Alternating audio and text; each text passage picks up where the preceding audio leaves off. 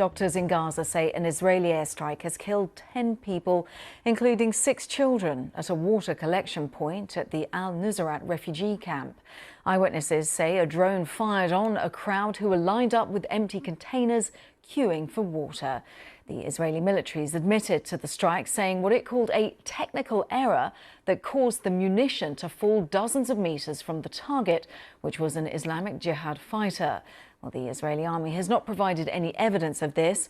The casualties were among at least 31 people killed across Gaza so far on Sunday. Well, Israel does not allow journalists free access to Gaza. From Jerusalem, our correspondent Nick Beek has more on that Israeli strike on the Nusrat refugee camp. There is harrowing video that's emerged showing the bodies of children and of adults and those water containers all around them. The Israeli military have now given us a response to what happened here. In a statement, they say that they were targeting someone they describe as an Islamic Jihad terrorist, and they say as a result of a technical error with the munition, it fell dozens of meters from the target, and that the incident is now under review. The Israeli military say they were aware of the claims of casualties, as they put it, and that they will look into this and that they regret any harm to what they call uninvolved civilians. But I think critics will say this is completely unacceptable and shows once again the inherent risks of these sort of operations in a place where there are so many men, women and children.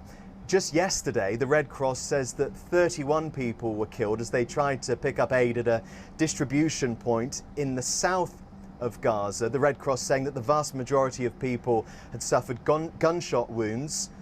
The eyewitnesses there say that Israeli soldiers had fired on the crowd. Now, the Israeli military say that they do not fire at people deliberately, and the organisation, which is US and Israeli backed, that now has taken over the distribution of aid from the United Nations in Gaza, has actually accused the UN of using misleading information and siding with Hamas over what has been happening in the past 7 weeks, because the United Nations says that in those 7 weeks, nearly 800 people, possibly now even more, have been killed in Gaza trying to get aid.